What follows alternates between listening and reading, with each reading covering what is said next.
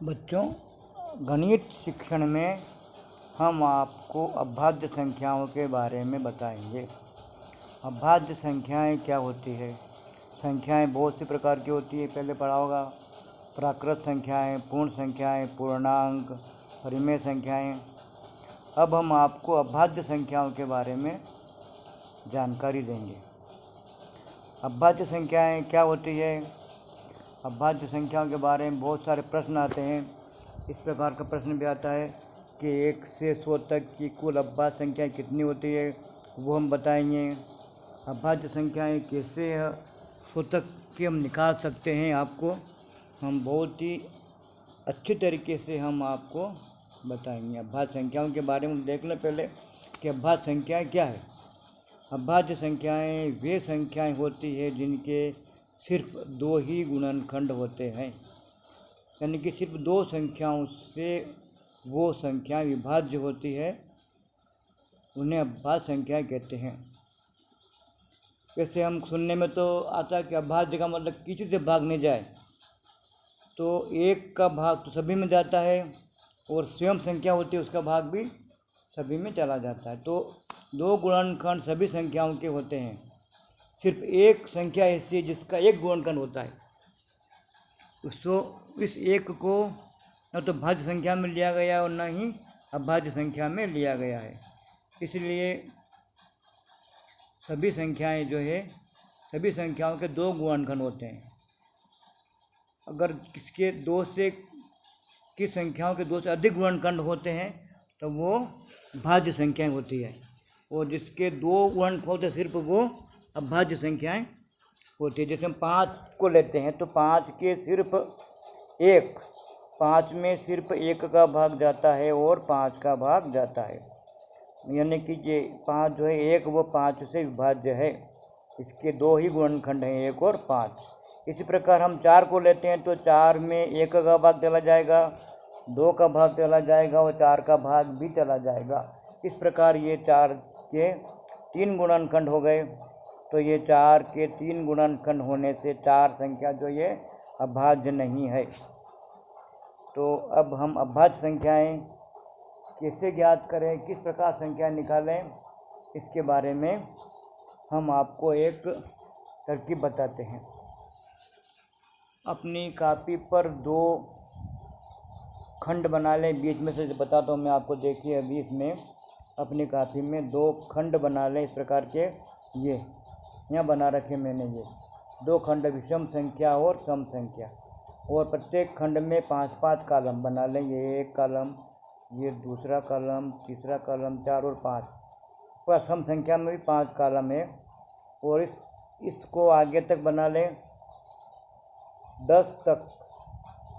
10 रो होना चाहिए और 10 ही इधर कॉलम होना चाहिए। इस प्रकार की कॉलम बना लें और इसमें हम विषम संख्या से लिखना शुरू करें और सम संख्या। 1 यहाँ पर 1 लिखें सम संख्या में, विषम संख्या में, और यहाँ पर 2, फिर यहाँ पर 3 और यहाँ पर 4, फिर यहाँ पर 5 और यहाँ पर 6, यहाँ पर 7 और यहाँ पर 8, यहाँ पर 9 और यहाँ पर 10। इस प्रकार यहाँ पर 11 और विषम संख्या में हो जाएंगे 12। तो आपके पास जो है पूरा, जब आप कॉलम पूरी करोगे तो सम संख्या अलग आ जाएगी, विषम संख्या अलग आ जाएगी। इस प्रकार से देखिए मैंने बना रखा है, ये टेबल पूरी कर रखी है। आपको लिखने में टाइम लगेगा तो मैंने इसको यहाँ पे बना रखा है। यहाँ पर जो है ये टेबल बना रखी है, ये विषम संख्याएं और सम संख्या इस प्रकार अलग अलग हो गई।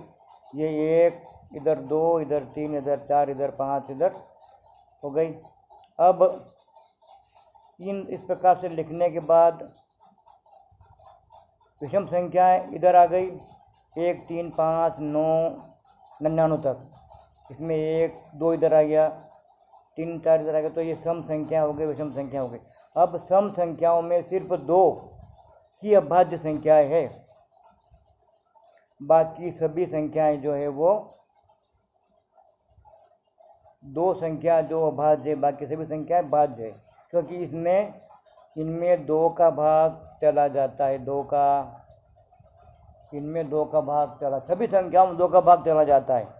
तो 2 को छोड़ करके सभी संख्याओं के 1, 2 और 2 से अधिक गुणनखंड हैं, 2 को छोड़ करके। तो ये सम संख्याएं और ये विषम संख्याएं हैं।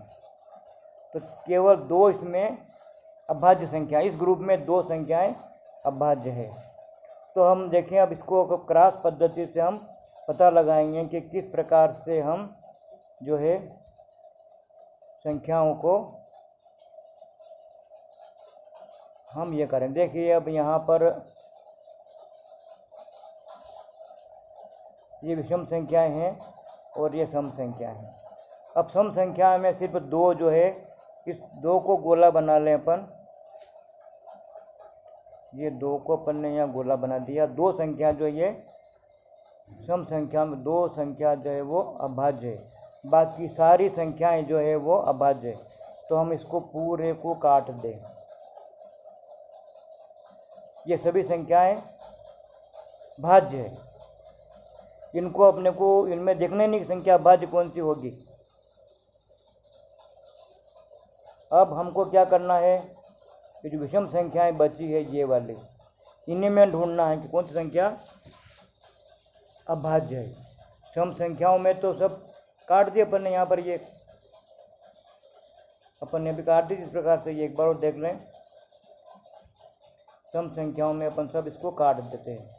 केवल 2 संख्या है, वो ध्यान रखना अपने को कि 2 संख्या जो है वो अपनी अभाज्य है। इस प्रकार से काट देंगे अपन, और 2 संख्या ध्यान रख के अलग लिख लेंगे अपन 2 को। अब विषम संख्या की तरफ आते हैं, विषम संख्या की तरफ अपन आते हैं। तो इनको सब छोड़ दें अपन, ये अपना काम आधा हो गया, 50% काम अपना निपट गया कि अभाज्य संख्या कितनी होती है। तो अपने को इनको देखना ही नहीं है। अब विषम संख्या की तरफ आते हैं अपन। इसमें देखें अपन, विषम संख्या ये बची इस प्रकार की, ये बची है।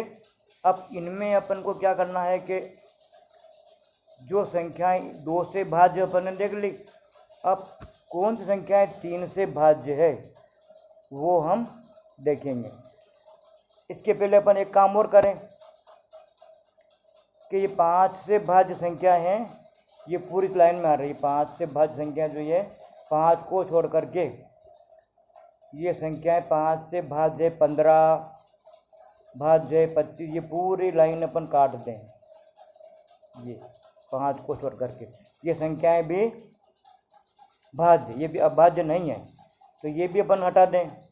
अपना काम और आसान हो गया। अब अपने को सिर्फ 3 और 7 को देखना, क्योंकि जो संख्या 2 से भाज्य है वो 4 से भी होगी, 8 से भी होगी। तो अपने को 4 का देखना ही नहीं है, 8 का भी देखना नहीं है, 9 का क्यों, 9 का भी नहीं देखना, अपन 3 से देख रहे हैं। 3 से संख्या विभाज्य हम देखते हैं कि 3 से कौन सी संख्या 3 से विभाज्य, उनको अपन काट देंगे। तो 3 को छोड़, 3 को अपन विषम संख्या है, और 3 अभाज्य संख्या, 3 को छोड़ें अपन। 3 से जो संख्या कटती है उन संख्याओं को अपन काट देंगे, या 3 से जो संख्या विभाज्य उनको अपन काटेंगे। देखिए 3 से 3 एकम 3, 3 दूनी 6, यहाँ पे है 6, तो सम संख्या में चल गई। 3 तिया 9, इस 9 को अपन काट देते हैं।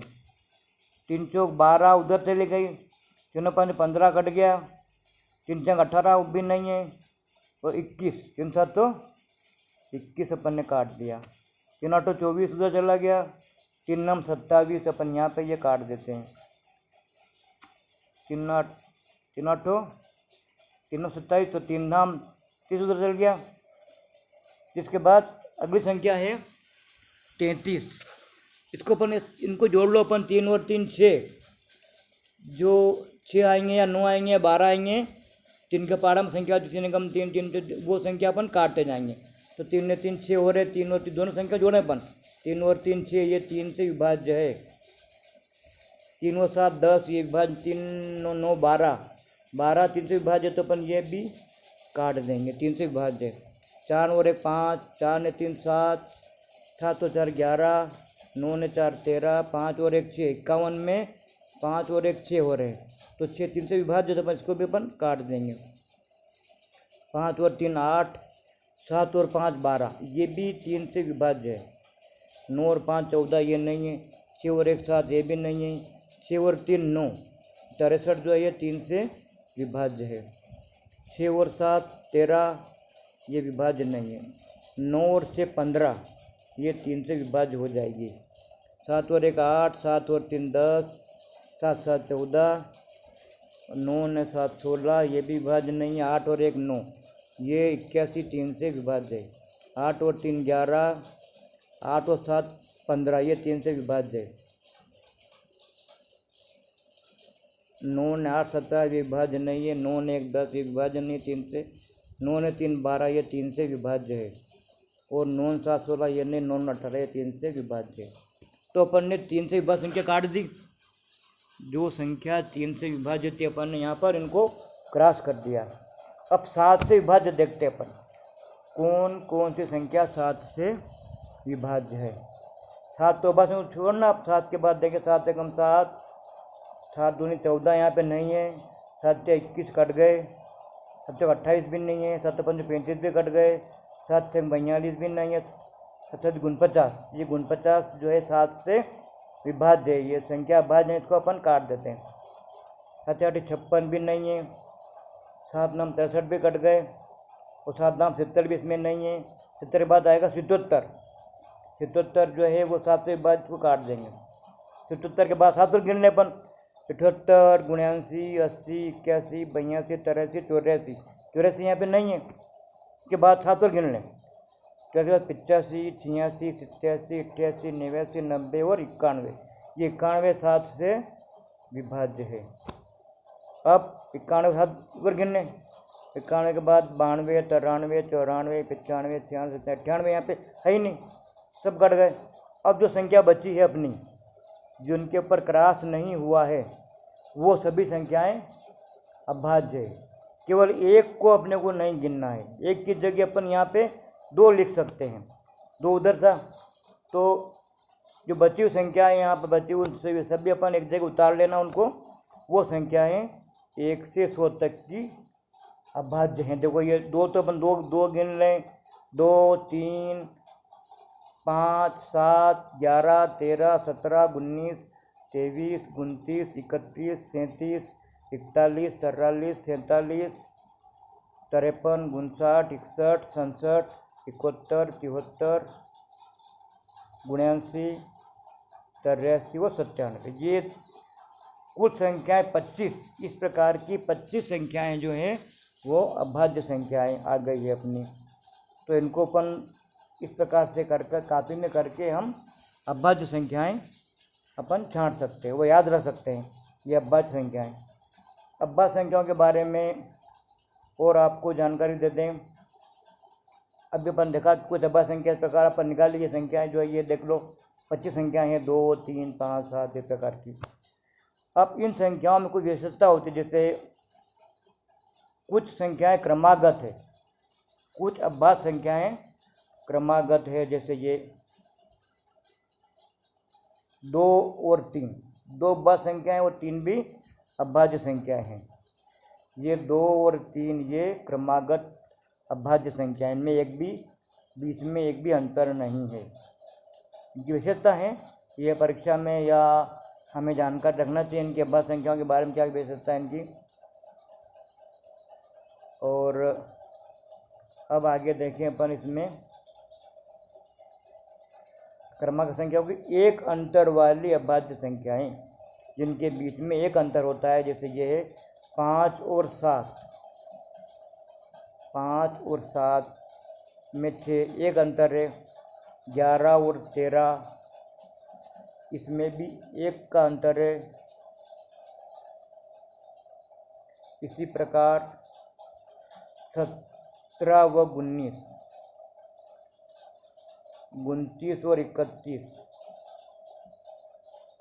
41 और 43।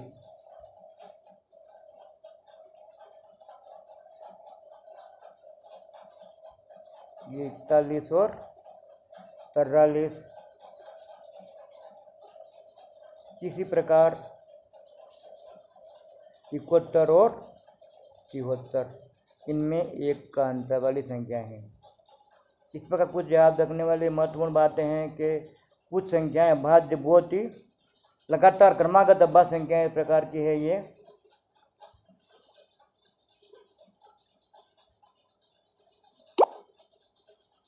ये कब 90, 91, 92, 93, 94,